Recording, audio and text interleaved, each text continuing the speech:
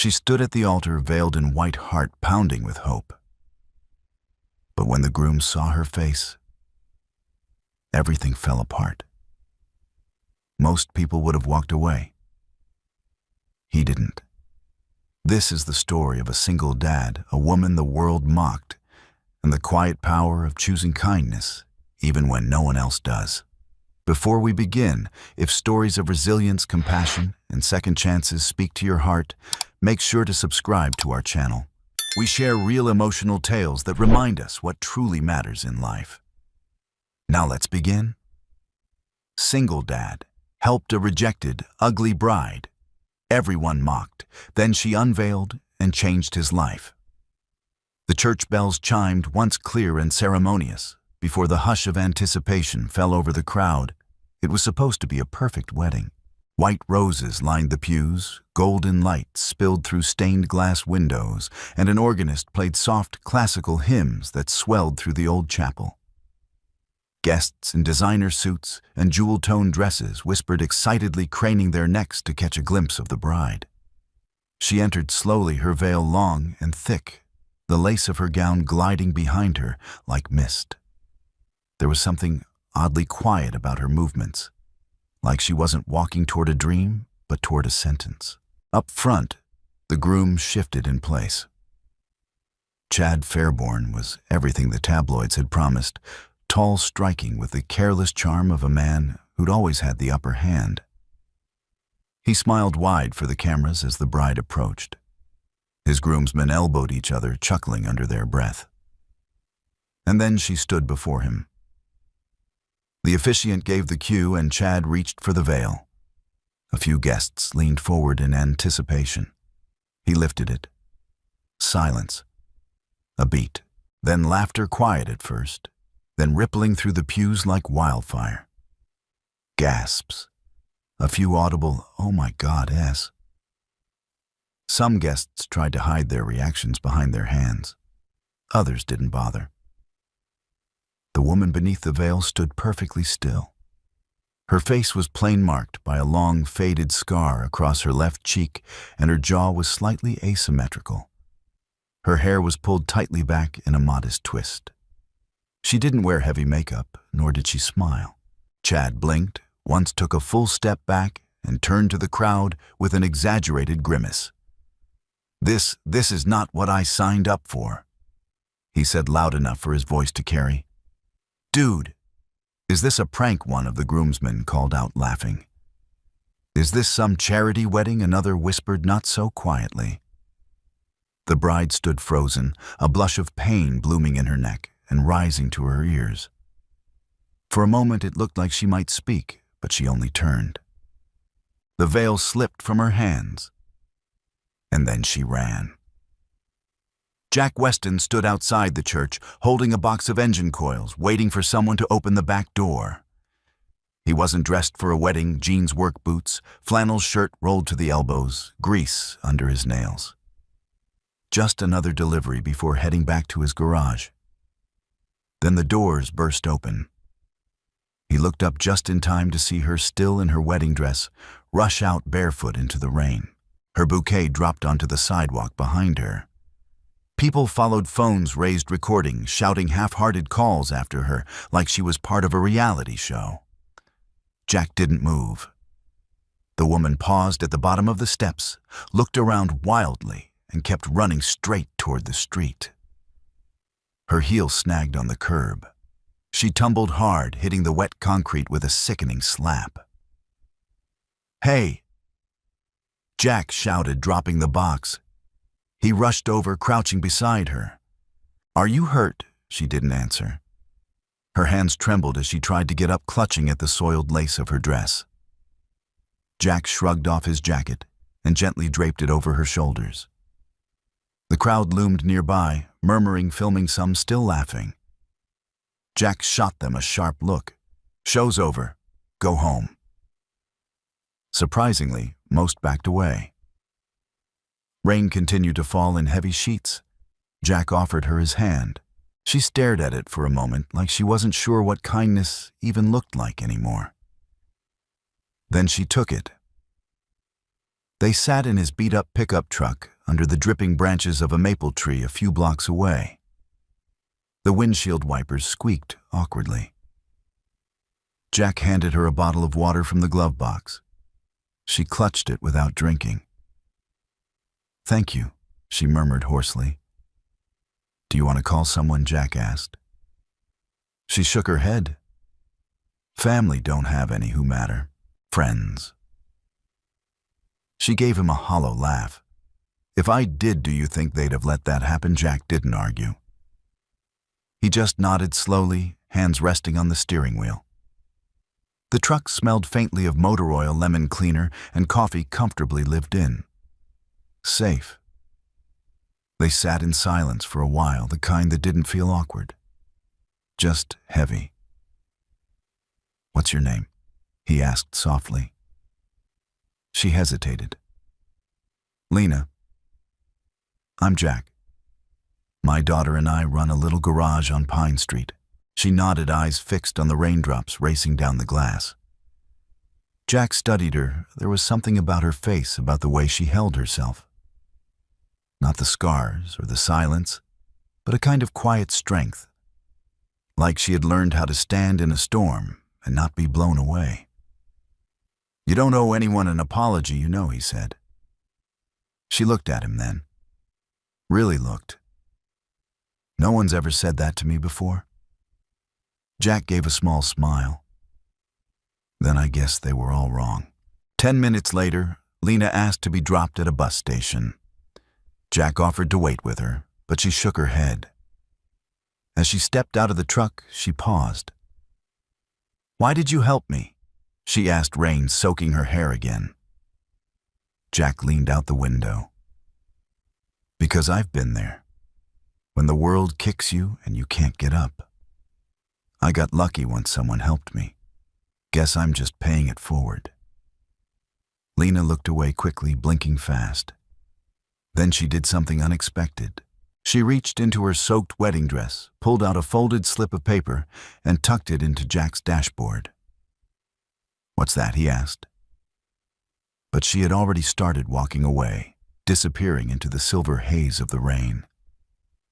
Jack opened the paper. A single line in neat cursive kindness is never wasted. He folded it slowly, put it in his shirt pocket, and started the truck.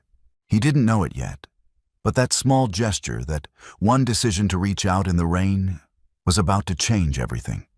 Jack Weston's garage sat at the edge of town, where the cracked 2-lane road met an open stretch of wheat fields and tired fences. It wasn't much, just a corrugated steel building with peeling paint and a crooked sign that read, "Weston Auto and Repairs." But inside it pulsed with life, the smell of oil and rubber, the clink of tools, the occasional sound of blues radio humming from an old speaker duct taped to the wall.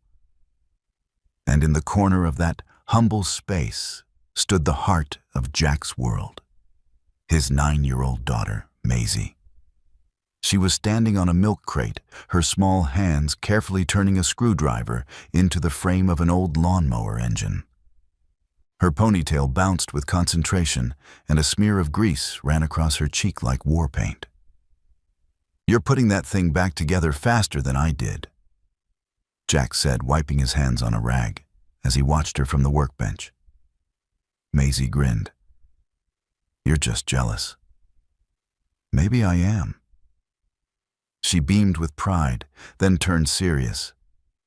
"Dad, yes, sweetheart, do you think Mom would have liked it here?" she asked, not looking up. Jack felt the air shift. He walked over slowly and crouched beside her. "She would have loved it," he said gently, "especially seeing you with a wrench in your hand." Maisie smiled softly, but her eyes misted. Jack pulled her in for a one-armed hug. They stood there in silence for a moment, letting memory settle between them, like dust on the old tools. That's when the bell over the garage door jingled. Jack looked up, and there she was. Lena, still in the same dress but cleaner now, with a long beige coat wrapped tightly around her frame. Her hair was pulled into a loose braid, and she held something awkwardly in both hands, a box of muffins and a brown paper bag. Jack straightened, surprised. "Lena, I didn't know what to bring." "So I brought carbs," she said, holding up the muffins with a half-smile that didn't quite reach her eyes. Maisie peeked out from behind Jack, curious. "Is that the bride?" Jack blinked about to redirect, but Lena let out a soft laugh. "Yes," she said simply. "But today I'm just a person with breakfast." Jack stepped forward. "What are you doing here? I didn't get a chance to say thank you." "Properly." She set the muffins on the counter. "Also, I needed to go somewhere that didn't feel like the end of the world." Jack looked at her, really looked. Her shoulders were still tight with unspoken pain, but her voice had steadied. She was trying, and that he knew mattered more than most things. "Well," he said, gesturing toward the coffee pot in the back, "you came to the right place. Coffee's not great, but we have extra chairs and broken stuff to stare at." Lena hesitated, then nodded and stepped inside. Maisie followed with curious eyes. "Want to see my engine?" she asked, surprising even herself. Lena's brows rose, pleased. "I'd love to." They walked over to the lawnmower. Maisie began explaining her handiwork, proud, detailed, and completely technical. Jack watched Lena crouch beside her, genuinely interested, nodding thoughtfully, as if Maisie were presenting a TED Talk rather than a dusty Briggs and Stratton. "You're a natural," Lena said to her eyes kind. "Dad says the engine's old, but I think it just needs someone to believe in it." Lena smiled, and Jack felt something shift, small, warm, like someone had lit a candle in a dark hallway. They ate muffins out on the old wooden bench behind the garage, where the sunlight broke through a patch of clouds and dandelions grew through the cracks in the pavement. Lena spoke softly. "I haven't been back to that church, or anywhere really. I stayed in a motel for a night. Thought about driving until I ran out of gas." "What stopped you?" Jack asked. She looked at Maisie, who was giggling at a grasshopper, then back at Jack. "You did," she said. "You and that ridiculous jacket." Jack gave a half-smile. "I get that a lot." Lena leaned forward, elbows on her knees. "You know, for a long time I tried to fix myself by hiding the broken parts. Makeup, silence, long sleeves in summer. I thought if no one saw the scars, I could forget they were there." Jack didn't interrupt. He just listened. "But yesterday, when he pulled the veil back when they all laughed, I realized they weren't laughing at the scars. They were laughing because I thought I could hide them." Jack spoke carefully. "You didn't deserve that." "No," she said quietly. "But I survived it. That's something." Maisie looked over. "You can come back tomorrow if you want. I'm going to rebuild the carburetor. It's tricky." Lena blinked, touched. "I'd like that. Cool. But you have to bring more muffins." Jack laughed. Later that afternoon, after Lena had left with a quiet wave and a promise to return, Jack found himself standing at the back of the garage again. The slip of paper she'd left in his dashboard was still in his shirt pocket. He unfolded it. Kindness is never wasted. He glanced toward the spot where she'd sat sipping weak coffee and laughing at Maisie's jokes. For the first time in a long while, something stirred in Jack Weston's chest, something just shy of hope. And though he didn't know where this would lead, he felt it. That woman wasn't done changing lives. Not even close. The weeks that followed unfolded like the slow turning of a page no one expected to read. Lena began showing up at Jack's garage every couple of days, always in the late morning, always with something in her hands. Sometimes it was coffee and breakfast sandwiches from the diner across the street. Other times, a small bouquet of wildflowers. Once it was a can of fresh paint for the old garage sign. "It was bothering me," she'd said with a soft shrug, already holding a brush. At first, Jack had been cautious. Her presence, like a breeze through a half-closed window, unsettled the rhythm of his routine.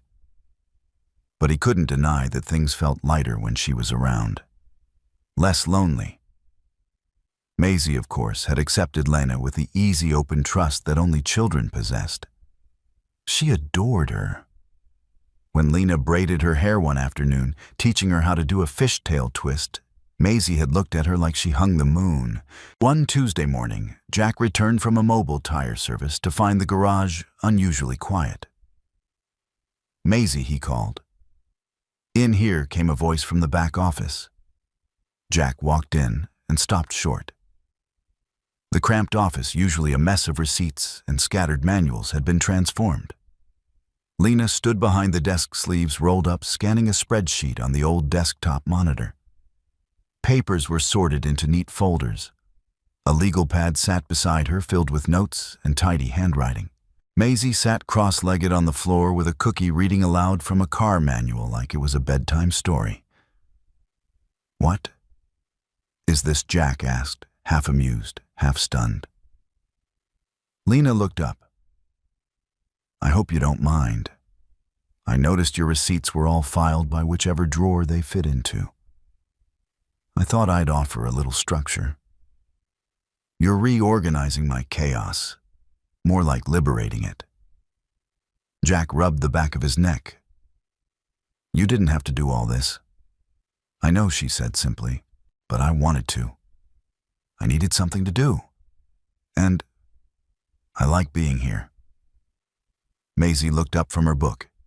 "She's good at numbers, way better than Mr. Hoffman." Jack laughed. "Well, that's not a high bar. That man still writes checks in pencil." Lena grinned. Jack stepped further into the room, eyes scanning the color-coded folders and crisp, highlighted budgets. It was more order than his office had seen in years. "You've done a lot," he said quietly this time. "I used to do this sort of thing. A long time ago." Jack sat on the armrest of the worn couch. "What did you do before?" She didn't flinch. "Before I became the ugly bride." He paused, uncertain. Lena took a deep breath, fingers gently tapping the desk. "I was in finance. Strategic development. Numbers made sense. People, not so much." "Let me guess, New York." She smiled. "Close. Chicago. Big firm, family business." Jack raised an eyebrow. "You're not going to tell me your last name, are you?" She hesitated, then shook her head. "Not yet." "Fair enough." They sat in the quiet for a beat. "Can I tell you something weird?" Lena said, voice softer now. "Sure. This place, this dusty little garage, it's the first time in years I've felt invisible in a good way. Like I'm not being watched or measured or whispered about, just seen. For what I do, not how I look." Jack looked at her. Really looked. Her face bore the faint marks of time and trauma, but her eyes, green and sharp, were alive with intelligence. And something he hadn't seen before. Peace. "That's how it should be," he said. "It's how we all deserve to be seen." Lena swallowed hard and gave a small nod. "Thank you." That evening, as the sun dipped low and painted the world in orange gold, they closed the garage together. Lena lingered by the doorway, fingers brushing the frame. "Do you ever miss her?" she asked. Jack didn't need to ask who. Every day. What was she like? He smiled. Smart, fierce, terrible cook. She once tried to make banana bread and lit the oven on fire. Lena laughed. She loved hard, and she believed in people even when they didn't believe in themselves. "Sounds like you married someone amazing." "I did," Jack said, his voice tinged with warmth and grief. "But I think she'd like who I'm becoming now." Lena's eyes glistened. "I think she would too." 2 days later, the sky cracked open with a Midwest thunderstorm that sent rain in sheets and lightning flashing like paparazzi behind the clouds. Jack and Maisie huddled inside with Lena, who'd brought over a box of old puzzles and a thermos of homemade soup. "I didn't know you could cook," Jack teased. "I didn't either," Lena said, ladling soup into chipped ceramic bowls. But YouTube is a generous teacher. They played puzzles and drank soup by candlelight when the power flickered. The storm outside raged, but inside there was laughter, real deep-bellied laughter. It echoed off the walls and filled the small space with something almost forgotten joy. Maisie fell asleep on the couch, curled against Lena's side like she'd been there forever. Jack watched them heart tight. Later, as he walked Lena to the door with an umbrella, she turned to him. "Do you ever feel like your life is changing, but you can't quite see how?" Yet Jack nodded slowly. "Yeah. Lately, a lot." She looked up at him, her voice a near whisper. "Me too." They stood for a long moment, the rain a curtain around them. And then she said goodnight and stepped into the dark, leaving Jack alone with the soft hum of possibility. And something else he hadn't felt in years: anticipation. It started with a letter slipped under the garage door. Jack found it one chilly morning in early October, sealed in a glossy white envelope, the kind you'd expect for a wedding invitation or legal notice. Not a place like Weston Auto and Repairs, where invoices were usually scribbled on carbon paper and handed over with a handshake. He opened it with grease-stained fingers and read it twice before saying a word. "Dear Mr. Weston, we are reaching out to discuss an exciting development opportunity. Fairborn Holdings is acquiring property in your area with the intent to revitalize and modernize the community." The letter went on to outline a generous cash offer enough to pay off every debt Jack had sent Maisie to college and give them a fresh start somewhere sunnier, quieter. It ended with a line that felt more like a warning than a closing. "We hope you'll consider joining the future of this community." Jack stared at it for a long while, the paper trembling ever so slightly in his hand. Dad, Maisie called from the back, where she was feeding the shop cat. "Yeah." He folded the letter slowly. "What's that?" Jack hesitated. "Nothing we need to worry about right now." But by noon, 2 more business owners on Pine Street had called him. "They're buying everything," said Carl the barber down the road. "They offered me double market rate, no questions asked. They're going to bulldoze this block and build a shopping plaza." "Did you say yes?" Jack asked. Carl sighed. "I got grandkids in Phoenix. It's tempting." Tempting. Jack looked around at his garage, the creaky tool cabinets, the crooked doorframe he kept meaning to fix, the faded mural Maisie had painted when she was 6. None of it was worth much on paper, but it was theirs, and it held something money couldn't measure. That night, Lena came by just as the sky turned lavender with dusk. She was wearing jeans and a faded flannel shirt, looking more like a local than ever. She held 2 mugs of cider and handed one to Jack without a word. He took it, eyes still heavy from the day. "You okay?" she asked. He didn't answer right away. "I got an offer," he finally said, "to sell the garage." Lena didn't flinch. "From who?" "Fairborn Holdings." That did it. She stiffened just a flicker, but Jack noticed. Her eyes dropped for the briefest second before she looked back up. "What did you say?" she asked. "Haven't said anything." "Yet." "You're not going to take it right." Jack leaned against the hood of a Buick. "I don't know. It's a lot of money. Enough to fix things. Maisie deserves better than watching her dad climb under cars for another 20 years. Lena stepped closer. "She doesn't need better. She needs you. And she needs this. You've built something real here. That means more than any new shopping plaza." Jack studied her, his brow tightening. "You seem to know a lot about Fairborn Holdings." There was a pause, a moment just long enough to raise suspicion, but not long enough to accuse. "I've done business with them," she said cautiously. Jack nodded slowly, reading between the lines. "They want to turn this place into another soulless strip mall," Lena continued.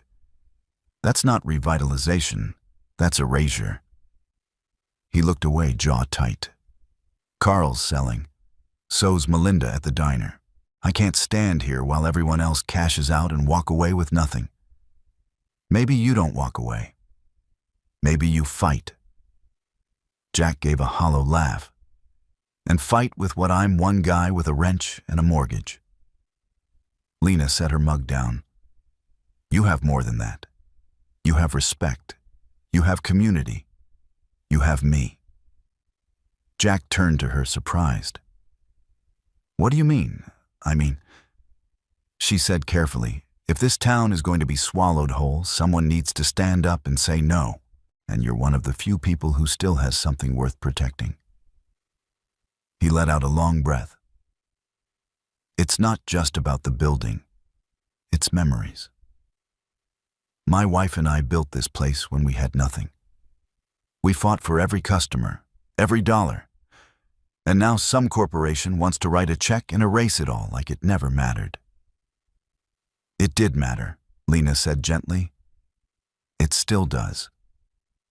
Maisie came running out then barefoot and holding a spark plug in one hand. "Dad." "Look, I cleaned it." Jack smiled despite himself. "Nice job, kiddo." Lena smiled too, her eyes softening. "She's why you can't sell." Jack nodded. The next morning he posted a sign outside the garage, "Not for sale," in bright red paint underlined twice. By lunch, the sign had gone viral on the local town Facebook page. By dinner, Jack received a call from a man with a smooth voice and sharper tone. "Mr. Weston, we strongly advise you reconsider. Refusal to cooperate could result in legal proceedings regarding zoning ordinances and eminent domain claims." Jack didn't flinch. "You can take your claims and your checkbook and shove them. I'm not moving." He hung up, and for the first time in weeks, Jack Weston slept soundly. Not because things were solved, but because he finally knew where he stood. And the strange woman who brought muffins and rebuilt his broken filing system, she stood right there with him. The day started like any other. The sky over the Midwest was a clear, crystalline blue, with just a few cotton ball clouds drifting lazily past. Jack was under the hood of an old Ford pickup, half listening to the hum of classic rock from the radio and the soft chatter of Maisie reading aloud from her science book nearby. Lena was due to arrive around noon, as she often did lately. She'd become something of a fixture at Weston Auto Part, accountant, part assistant, part unexpected light in their lives. The three of them had formed a rhythm quiet and natural. Jack hadn't questioned it much. He'd learned not to poke too hard at good things for fear they might disappear. But that morning, Lena hadn't come. By 1, Jack started glancing at the clock. By 2, Maisie noticed. She's never this late. Maisie set her voice small as she adjusted the bandana tied around her head. "She might just be busy," Jack replied, trying to sound casual. "Maybe something came up." Maisie frowned. "Can we go look for her?" Jack hesitated. "She's a grown woman, honey. I'm sure she's..." Then came the phone call. It wasn't from Lena. It was from the elementary school. Maisie had walked off the property. Alone. Panic gripped Jack like a vice as he sped through the winding streets of town. The school secretary said Maisie had told her teacher she had to go find someone important. Then she'd slipped out during recess. Jack's heart thudded in his throat. He scanned sidewalks, alleys, even the diner. Nothing. Then halfway down Main Street, he saw a flash of movement near the corner crosswalk. Maisie. She was halfway across the street, racing toward the bakery where Lena sometimes stopped for pastries. Cars were flying past on both sides, no one expecting a child to dart into traffic. Maisie Jack screamed, slamming the brakes. But someone else was already moving. Lena. Out of nowhere, she appeared from the sidewalk across the street, sprinting with a speed Jack didn't know she had. Her coat flew behind her like a cape. She didn't hesitate. In one motion, she threw herself forward, arms wrapping around Maisie, just as a silver sedan came hurtling through the light. Tires screeched. A sickening thud. Jack's scream caught in his throat as he flung the truck door open and ran. Maisie was crying, but unhurt, curled beneath Lena's arm. Lena, however, lay motionless on the pavement, blood seeping from her temple, her face pale as chalk. The hospital waiting room was all fluorescent lighting and sterile silence. Maisie hadn't stopped shaking. Jack sat beside her, holding her close. He felt numb, like the world had slammed into him and left him stuck somewhere between fury and fear. A doctor finally appeared. "She's stable," he said.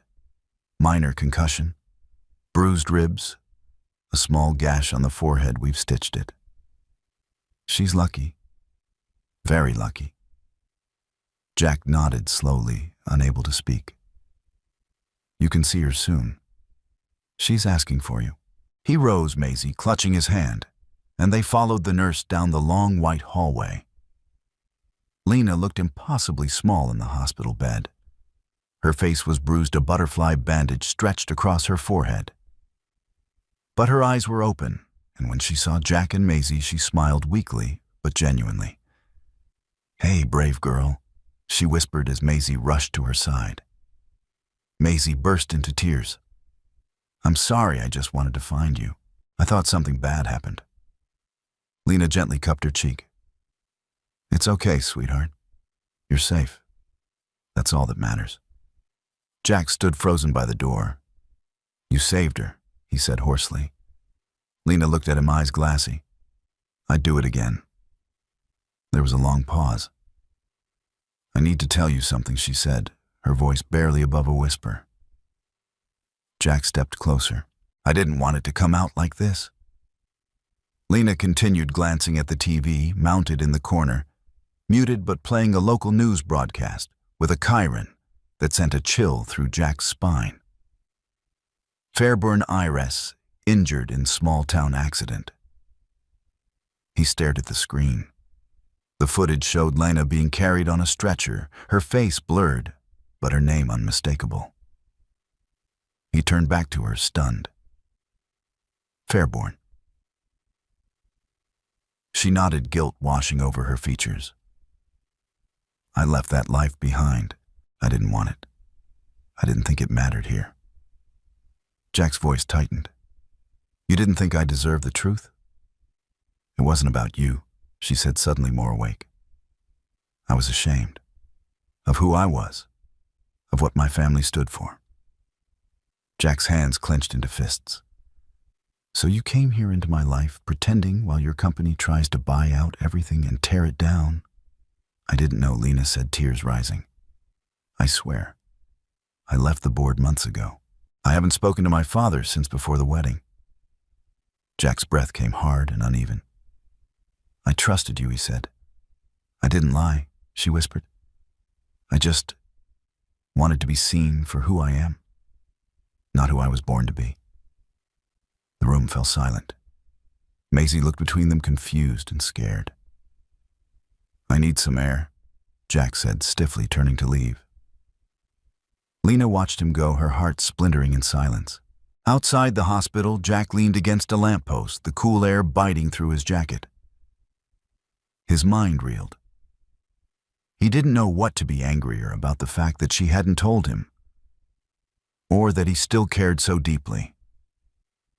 The truth had changed everything, but it hadn't changed how she'd held Maisie like her own, how she'd leapt into traffic without a second thought, how she'd quietly fixed his world, one folder, one smile, one breakfast at a time. He wanted to hate her, but all he felt was lost.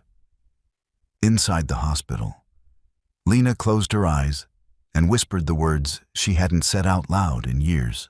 "Don't leave." But Jack was already gone. The sound of gravel under his boots followed Jack as he stepped out of the hospital and into the early evening air. The sun had dipped low, casting long golden shadows across the nearly empty parking lot. He stood beside his truck for a long time, arms crossed tightly against his chest, jaw clenched like a vice.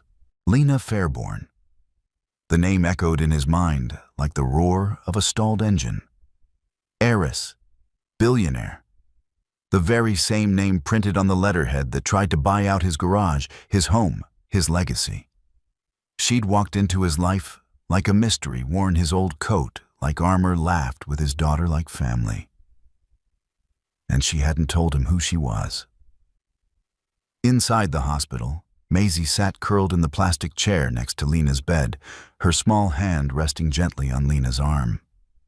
Lena lay still, her face pale against the white sheets, her body fragile but present. Present after risking everything for a little girl who wasn't hers. "Dad's mad," Maisie said softly. Lena nodded. "I know. He'll come around. He always does." Lena smiled faintly, but it didn't reach her eyes.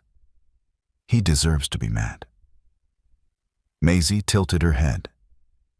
"Because you're rich," Lena exhaled a soft, sad breath.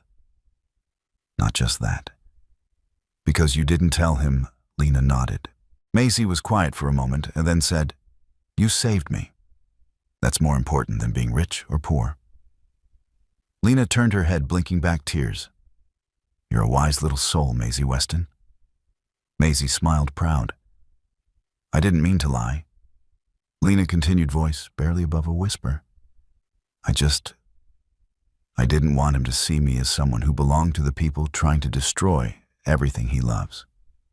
"Do you know," Lena said, "I walked away from that world a long time ago. The money, the board meetings, the private jets, it felt like a prison. Every decision had to serve the brand, even the wedding." Maisie scrunched her nose. "That guy at the altar, he didn't look like he loved you?" Lena gave a bitter laugh. "He didn't. He loved the merger." "You." "Exactly." They sat in silence for a while, the quiet hum of the machines filling the space between their words. Then Lena said something almost too soft to hear. "I thought if I stripped all of that away, someone might finally see me for me." Jack drove aimlessly through town, unsure where he was going, until he found himself parked in front of the old church. It was empty now. The decorations from that ill-fated wedding had long been taken down, but the memory lingered like a bruise. He walked inside, past the pews to the altar where it all began, where Lena had stood humiliated, abandoned, and alone. He looked around at the empty space, trying to picture the scene. The veil, the laughter, her trembling hands. He remembered how she'd looked at him when he offered her his jacket like she hadn't expected kindness. And now, knowing what he did, he felt ashamed. Not because she'd kept a secret, but because part of him wanted to believe the worst the moment he learned it. He rubbed his hands over his face, exhaustion pressing down on him. He wasn't angry anymore. He was hurt, and maybe scared. Scared of what it would mean to forgive her. Scared of how deeply he already cared. The next morning, Jack showed up at the hospital before sunrise. He brought coffee. One for Lena, one for Maisie. When he stepped into the room, Lena was awake, sitting up, her hair pulled back, her bandage stark against her forehead. She looked tired but strong, like someone who'd been through fire and found her footing again. Maisie leapt from her chair. "He's back." Jack handed her the cup and turned to Lena. "Can we talk?" She nodded, her expression unreadable. Maisie, sensing the shift in energy, clutched her muffin and quietly slipped out into the hallway. For a moment, neither Jack nor Lena said a word. Then Jack spoke. "I went to the church last night. Lena looked surprised. I stood where you stood, he said. Tried to imagine what it felt like. Being betrayed like that. Laughed at, filmed, turned into a joke. She didn't reply. I realized something, Jack continued, voice steady. You weren't hiding who you were. You were protecting what little was left of who you wanted to be. Lena's throat tightened. I didn't want to lie to you. I wanted something real. I know, he said softly. And I think you found it. She looked up, eyes brimming. But I also need to be honest with you, Jack added. I'm scared, Lena. Scared that this, whatever we've built, it's built on something that might disappear the minute your world calls you back. I'm not going back, she said firmly. I walked away once. I'll do it again.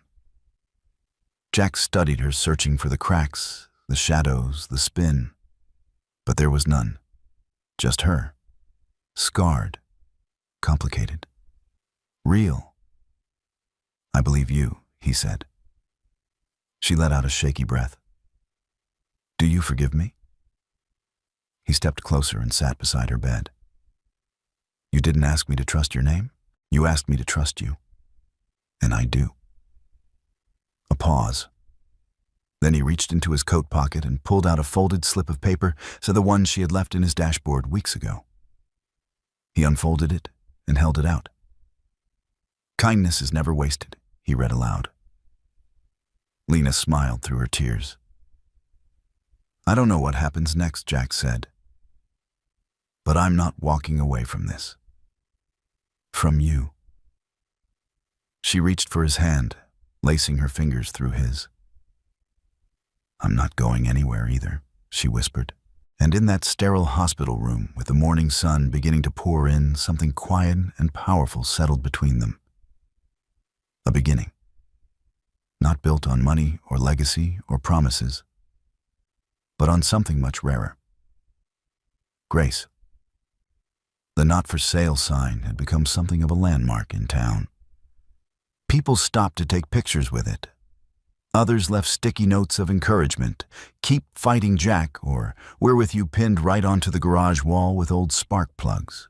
There was even a kid who brought a red balloon and tied it to the doorknob, scribbled with the words, Home Matters. But for Jack Weston, the novelty wore off quickly. The real battle had just begun. 2 days after Lena was discharged from the hospital, an official-looking envelope arrived by certified mail. Jack opened it at the kitchen table with Lena and Maisie watching from across the counter. The letter was dense with legal jargon, but one sentence stood out in bold at the top. Notice of intent to initiate eminent domain proceedings. Jack's face went pale.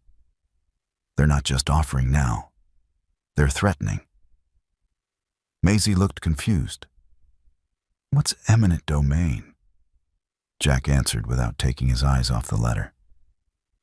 It means they can force us to sell. Claim the land for community development. Maisie's lip quivered. But this is our home. Lena stood slowly. They won't take it without a fight. Jack looked up at her, unsure. And what do we fight with? Lena sentiment old Wrench's Facebook comments. No, she said calmly. We fight with truth, with visibility, and with a little noise. Jack tilted his head. What kind of noise? 2 days later, they held a meeting at the town rec center. Jack wasn't much for speeches. He stood awkwardly near the folding chairs while Lena took the lead. She'd traded her quiet flannels for a blazer that still bore a soft scent of lavender. Her voice was calm, measured, but commanding.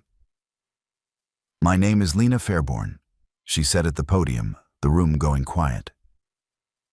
Yes, that Fairborn. And I'm here to say on record, I oppose this acquisition. I no longer sit on the board. I no longer hold stock. But I know how this company operates. They count on silence, on people folding, on no one looking. She scanned the room, meeting their eyes. Well, we're looking now. There was a murmur of agreement. Carl the barber stood up. "They already bought my place."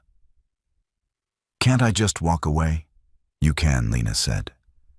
"But know what you're giving up. They won't just take a building. They'll take your history. And when the money's gone, what's left?" Melinda from the diner spoke next. "What do we do?" Jack stepped forward. "We tell the story. Loudly.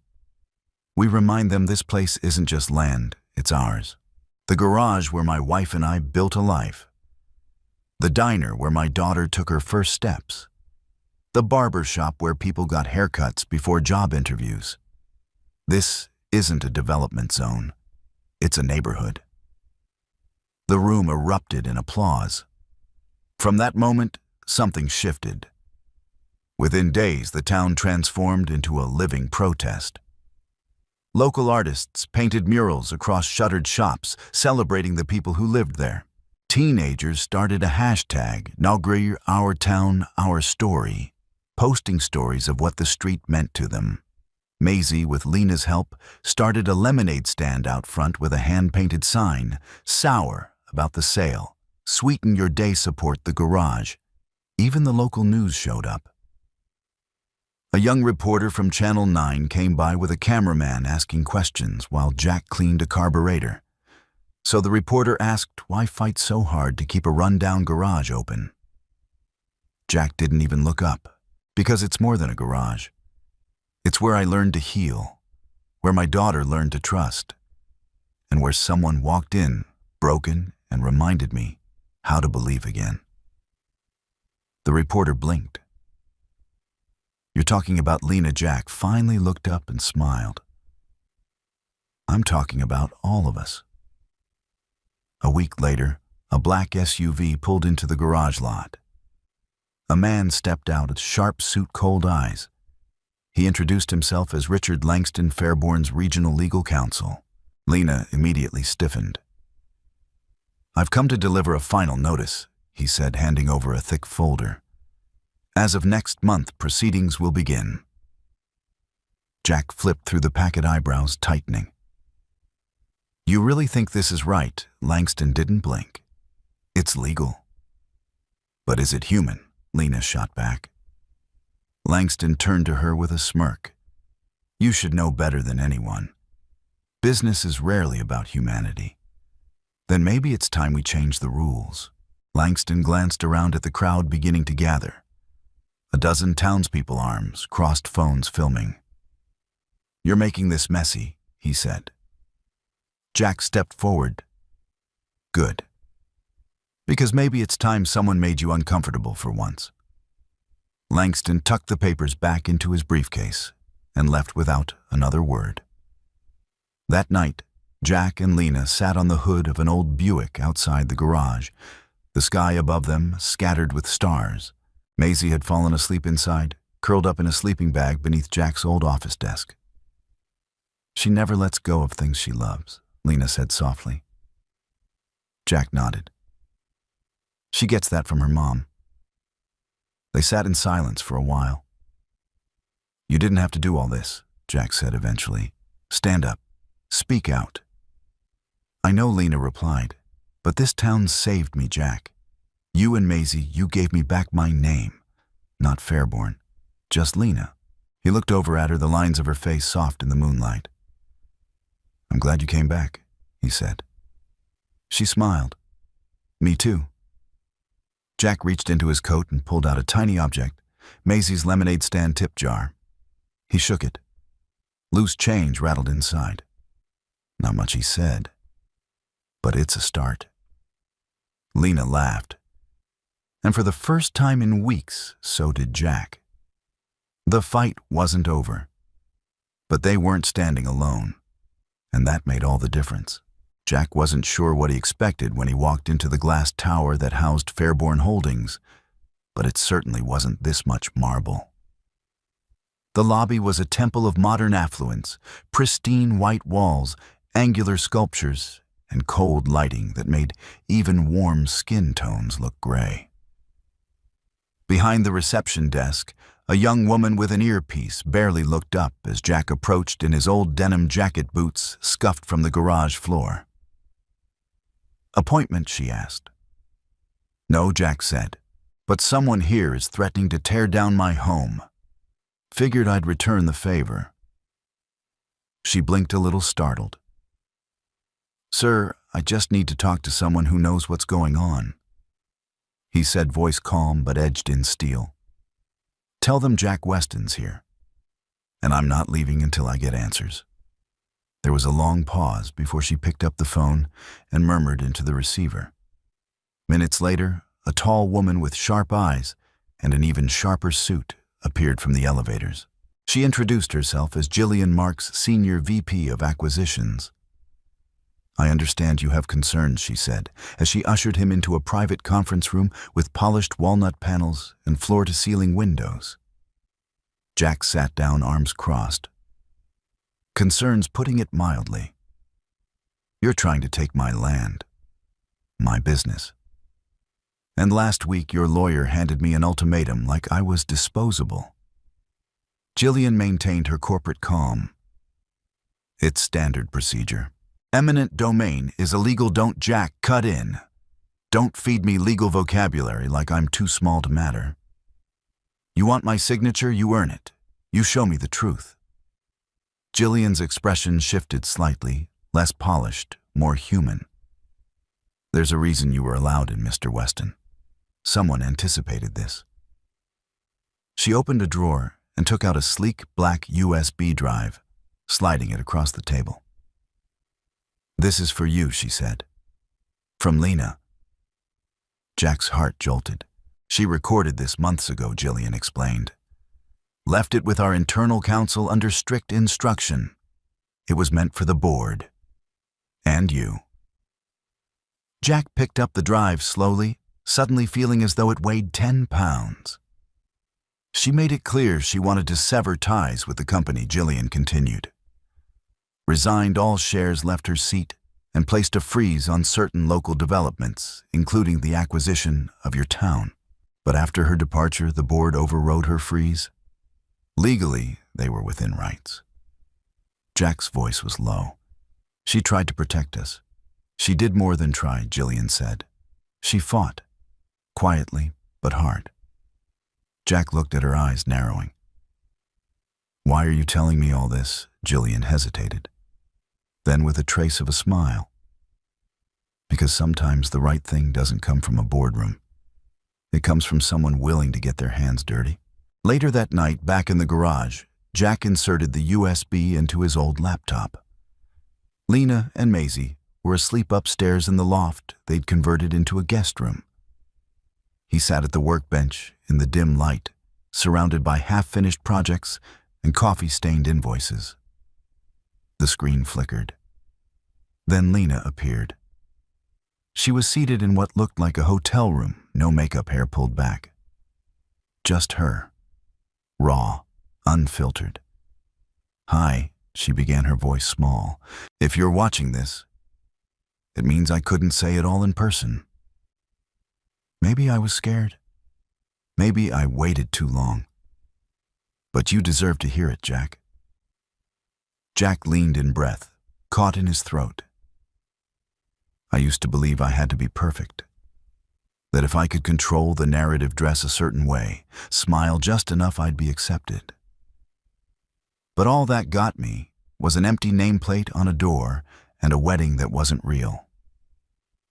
She paused, blinking fast. "Then I met you. And Maisie. And this town that smelled like gasoline and cinnamon rolls. You didn't care who I was. You saw what I did. You saw me. And for the first time in years, I didn't feel like a mistake." Jack felt a tightness in his chest. This company, Fairborn Holdings, has power and money. But it doesn't have soul. You do. That garage of yours, it's more than a business. It's a haven, a heartbeat. And I won't be the reason it disappears." She looked down briefly, then back up. "I've given up my seat on the board. I've donated my shares to an independent trust to fund community development, not corporate expansion. And I've filed a legal brief protesting the eminent domain, filing on moral grounds. She smiled faintly, eyes glistening. They may not listen, but I had to try. Because kindness, it changed me. You changed me. The video ended. Jack sat motionless for a long time, staring at the dark screen. It wasn't just a message. It was a vow. The next morning, Jack drove straight to the mayor's office. He brought the video, the paperwork from Jillian, and a voice that no longer trembled. This isn't just about land, he told the mayor. This is about a woman who walked away from millions to stand with people who have nothing. And if she can risk everything, so can I. The mayor, an aging man with gray stubble and tired eyes, watched the video twice. Then he leaned back and sighed. "You're right," he said. "We've been too quiet. I'll make some calls." By evening, local news picked up the story again, this time with a new headline: heiress-turned-advocate Lena Fairborn's stand to save small-town legacy. In the footage, they played part of her video. Maisie watched it on the little TV in the corner of the garage, wrapped in a blanket and smiling like she was watching a superhero origin story. "She's amazing," Maisie whispered. Jack knelt beside her.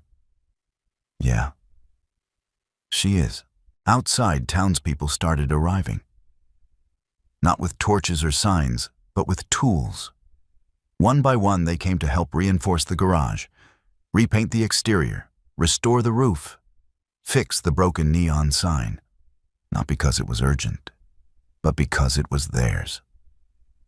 As the sun dipped behind the cornfields, Jack stood in the middle of the garage, paint on his hands, dust in his hair, and looked around at his neighbors, his daughter, and the woman who had turned a life of silence into a roar of resistance.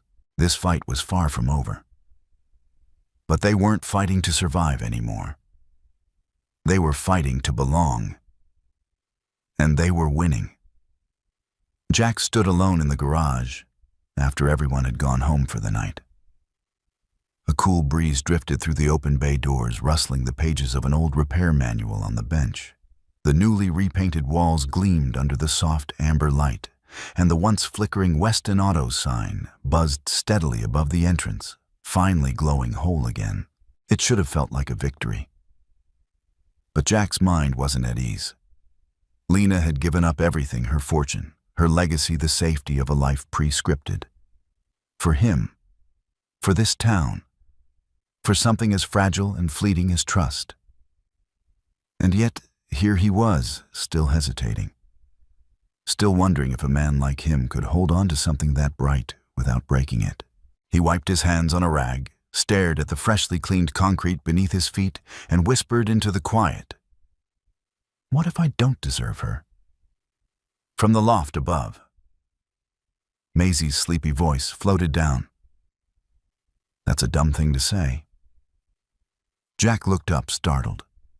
She leaned over the railing, chin resting in her hands. "You're always telling me people don't have to be perfect to be loved. So why does it only count for me?" Jack opened his mouth, but no words came. "She saved me," Maisie continued. "You, the garage, the whole town. She didn't have to, but she did. And you keep thinking you're not enough. But maybe she just wants you, like how you want Mom to still be proud of us, even though she's not here." Jack's eyes stung. Maisie patted down the ladder and crossed the room. She reached into her hoodie pocket and pulled out the old slip of paper Lena had left weeks ago, the one that had lived in Jack's pocket for days before being tucked away in the top drawer of his tool chest. She unfolded it and handed it back to him. "Read it again," she said. Jack looked down. Kindness is never wasted. He crouched to her level voice, thick. "How'd you get this? I snuck it. And I'm not sorry." Jack laughed through the tears. He pulled her into a tight hug and held her there for a long moment, her heartbeat pressing against his chest, like a steady drum of reassurance. When they pulled apart, Maisie asked, "So what are you going to do?" Jack exhaled slowly. "I'm going to stop being afraid." The next day, Jack took the long way into town. Not down Main Street, where cameras now waited, not past the diner or the town square. He drove through the back roads, the ones Lena had once wandered down, in that wedding dress soaked by rain, weighed down by the sting of public shame. He found her where he somehow knew she'd be, on the edge of a wheat field just past the old railway crossing, seated on the hood of her borrowed sedan, notebook in her lap, hair tied loosely at her neck. She didn't hear him approach at first. When she did, her expression faltered, half hope, half apology. "I didn't expect you," she said, closing the notebook. "I didn't expect me either," he replied, hands in his jacket pockets. A long pause stretched between them. "I watched the whole video," he said quietly. "And then I watched it again. And again." Lena looked down, voice tight. "I didn't know if you'd hate me or thank me." Jack stepped closer. "Neither." She looked up, surprised. "I forgave you," he said, somewhere between the first and second watch. She blinked. "Why? Because you showed up," he said simply. "Again and again. You put your life in the way of a car to save my daughter. You made 100 choices that didn't benefit you, Lena. And you did it all while hiding your last name like a scar." He walked until he was standing in front of her, the wind catching the edge of his shirt. "I should have seen it sooner. Not just the fight in you, but the heart behind it." Her voice cracked. "I didn't think I was allowed to want anything real anymore." "You are." They stood in silence, surrounded by the whisper of wheat and the distant hum of town life. Jack pulled something from his pocket, a small object wrapped in cloth. Lena opened it with shaking hands. Inside was a ring made from an old spark plug washer, polished and shaped, the metal worn but sturdy. He cleared his throat. "I know it's not gold. I know it doesn't shine. But it won't break. And it won't bend."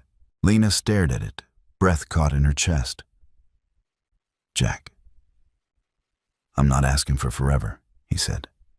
"I'm asking for right now, for tomorrow, for a chance to build something that isn't perfect but real. I don't want to run this place alone anymore, not the garage, not the life." Lena smiled through tears, slipping the ring onto her finger. "It's perfect," she whispered. He leaned in and kissed her, gentle, unhurried. The kind of kiss that said, "We made it through." When they broke apart, he added, "Maisie already called dibs on being the flower girl at a wedding that might not even happen." Lena laughed. "Let her plan it. I'll just show up in boots. You'd still be the most beautiful thing in the room." She leaned her head against his shoulder. And for the first time in years, Jack Weston didn't feel like a man holding things together. He felt like a man finally letting something begin. The first snow of the season came early. Flakes drifted gently over Weston Auto and Repairs, coating the roof in a soft white blanket. It was the kind of snow that didn't stick for long, just enough to make the world quieter, cleaner, like it too had decided to start over. Jack was up before sunrise. He moved with purpose, checking oil levels, refilling coolant, and reorganizing the tool cabinets, even though they had already been cleaned twice that week. It wasn't about efficiency. It was about focus, channeling nerves into something he could control. Because today wasn't just another day. Today, Lena was coming back.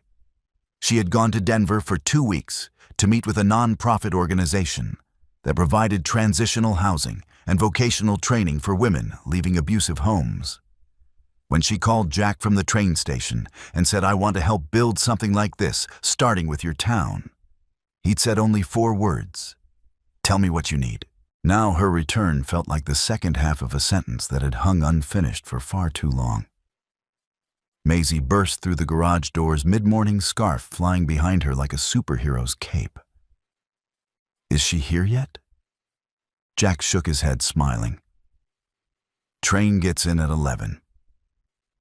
I made a sign, Maisie said proudly, unrolling a sheet of cardboard with, "Welcome back, Lena, and yes, we saved you a muffin," written in bold purple marker. Jack raised an eyebrow. Muffin, she deserves it, Maisie said, crossing her arms. He couldn't argue with that. They left early, parked the truck just outside the small-town station where the platform had more pigeons than people. Jack watched the snow swirl over the tracks, while Maisie paced with the energy of someone holding a secret she couldn't wait to share. And then the train rolled in. Lena stepped off slowly, duffel bag over her shoulder, a simple brown coat wrapped around her. Her cheeks were pink from the cold, her eyes brighter than he remembered. Maisie ran to her first arms, flung wide. Lena bent to meet her, the hug lifting her clean off the ground. Jack stood a few feet back, heart-full, eyes damp. When Lena finally looked at him, the noise of the train, the announcements, the people, all of it, fell away. He walked up wordless at first, then slipped an arm around her waist and pressed a kiss to her temple. "Home looks good on you," he said. She smiled. "You sure I haven't overstayed my welcome?" He shook his head. "You haven't even unpacked yet." That night they hosted a small gathering at the garage. Just a few close friends from town, all of whom now saw Lena not as the mysterious woman in a wedding dress, but as someone who had stood in front of a corporate tidal wave and said, "Not this place. Not these people." Lena stood in the center of the room, hands wrapped around a cup of cider as she looked around at the mismatched chairs, old toolboxes, and Christmas lights that Maisie had strung across the ceiling like a glittering web. "This is better than any ballroom I've ever been in," she said softly. Jack joined her, handing her a small envelope. "What's this?" she asked. "Just read it." She opened it slowly. Inside was a single sheet of paper printed on official letterhead. Her eyes widened. "This is a deed," she said, breathless. "To the land." He nodded. "We fought. We won. The city council voted unanimously to block the eminent domain claim. Your trust helped make it possible. But why give this to me?" Jack looked her in the eye. "Because I want you to build what you were dreaming of. The center, the training programs, a place where people who've lost everything can start again. Like you did. Like I did. And because I know you'll make it matter." Lena blinked back tears. "Jack," he took her hands, "we'll do it together. One bolt, one beam at a time." Maisie piped up from the corner, frosting cupcakes with too much enthusiasm. "Can we have a workshop for kids too, with wrenches and cookies?" Lena laughed through her tears. "Absolutely." Later, after the guests had gone and the garage was quiet again, Jack and Lena stood outside beneath the stars. The snow had stopped, but the air carried that crisp, charged stillness that only winter brings. "You know," Lena said, glancing up at the sky, "I used to think I had to keep proving myself. That if I wasn't fixing, building, managing, I had no worth." Jack slid his hand into hers, and now she looked at him. "Now I know worth isn't in what we produce. It's in who we choose to love, and who chooses to love us back." They stood there a moment longer, and then Lena said, "Do you remember the first thing I ever gave you?" Jack nodded. "A soggy muffin." "No," she grinned. "The note." He pulled it from his pocket, still creased, still legible. She took it and scribbled something on the back with a pen she pulled from her coat. Jack raised an eyebrow. "What's that?" She handed it to him. "Backside. Let's make this permanent." "L?" Jack smiled. "You asking me to marry you? I'm just saying. I have a dress." and a history of surprises. He chuckled, pulling her into a slow, deliberate kiss beneath the stars. And though no bells rang and no cameras flashed, it was more honest than any wedding either of them had ever known. In that moment, love didn't need an audience. It had already changed the world once. And it was just getting started. A year later, spring arrived early. The fields surrounding the town shimmered with new life, wildflowers pushing through thawed earth, birdsong woven into the wind. Weston Auto still stood at the edge of town, but something about it had changed. The old garage had grown not just in size, but in spirit. Next to it stood a brand new building, modern yet welcoming, its wooden beams and wide glass windows reflecting the community it served. On a handcrafted sign out front, 3 simple words were carved in bold letters: The Haven House. Jack stood out front that morning, tightening a bolt on the ramp railing. He wore the same work shirt he'd worn for the past decade, sleeves rolled, fingers stained with oil. But his eyes, once shadowed with fatigue, now held something else entirely. Peace. Behind him, Maisie darted in and out of the crowd, clipboard in hand, helping organize chairs for the ribbon-cutting ceremony. At 10, she was already a force of nature, half mechanic, half planner, all heart. "Dad," she called. "Lena says the mayor's speech can't run longer than 5 minutes, or the kids'll start eating the cupcakes early." Jack chuckled. Duly noted. Across the courtyard, Lena emerged from the Haven House's double doors, dressed in a soft blue sundress, hair braided loosely over one shoulder. She was the picture of quiet grace, her movements confident, her presence magnetic. But what drew people to her now wasn't the name she had once buried, it was the life she had chosen to build. And today was the culmination of that choice. Lena walked over, threading her fingers through Jack's. "Are you ready for this?" He squeezed her hand. "Only been waiting a year." They stood in silence for a beat, taking it all in, the crowd, gathering the music, playing softly the smell of fresh-baked bread from the local bakery donated for the event. "Do you remember the first time you stood in this spot?" Lena asked. Jack nodded. "Yeah, it was raining. And you looked like you were ready to disappear. And you didn't let me." He smiled. "You gave me a reason not to." They turned as the mayor took the podium. His speech was short per Maisie's strict enforcement, but heartfelt. He spoke of resilience, of rebirth, of what it meant for a town to stand up and protect not just buildings, but stories, families, futures. Then came the ribbon cutting. Lena and Jack stepped forward, giant scissors in hand. Maisie stood beside them, beaming with pride. As the ribbon fluttered to the ground amid cheers and applause, Jack leaned close and said just loud enough for Lena to hear, "Told you this town was worth fighting for." Lena replied, "So were you." Inside the Haven House, the energy was electric. There were rooms for workshops, classrooms for financial literacy, a small kitchen, and even a shared space with free Wi-Fi and donated laptops. It was already full of life, volunteers helping mothers fill out job applications, kids coloring at a long table, laughter echoing off the high ceilings. Lena walked through the hallways, her hand brushing the wall with reverence. She'd made every choice in the design personal. The floors were scratch-resistant because she knew kids would run here. The windows wide to let in light and hope. At the back of the building, a large framed photograph hung on the wall. It was black and white, Jack handing Lena his coat on that rainy afternoon, her wedding veil still tangled in her fingers. Below it, a quote, "Kindness is never wasted." Lena stood in front of the photo, silent. Maisie appeared at her side, holding a bouquet of wildflowers.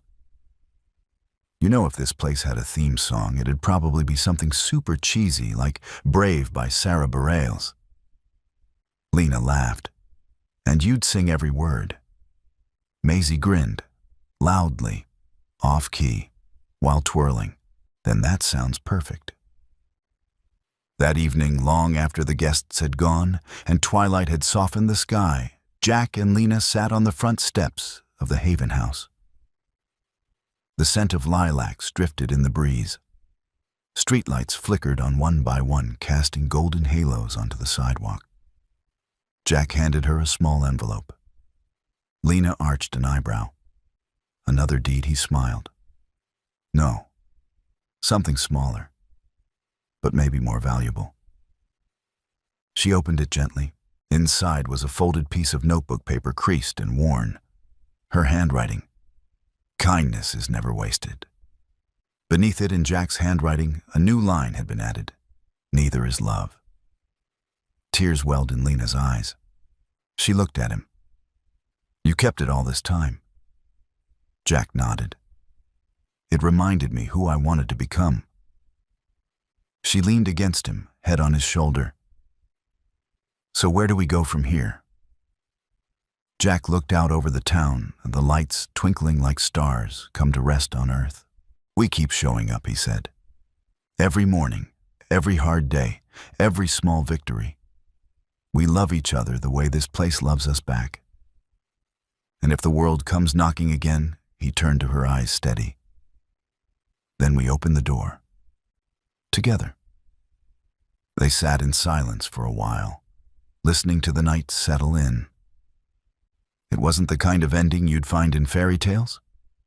It was better. Because it was real. Earned. And above all, shared. And in that quiet moment, wrapped in the warmth of a rebuilt life, Lena Weston, once a runaway bride, once a broken soul, finally felt what she'd been searching for all along. He was home. Certainly. Here's a warm and natural audience engagement call in English to place at the end of the video, designed to build connection, encourage interaction, and invite subscriptions. We'd love to know, where are you watching from? Let us know in the comments below. It's always amazing to see this community come together from all around the world. If this story touched your heart, don't forget to like the video, subscribe to the channel, and turn on the bell so you won't miss any of our upcoming stories filled with hope, healing, and humanity. Thank you so much for watching. Until next time, stay kind.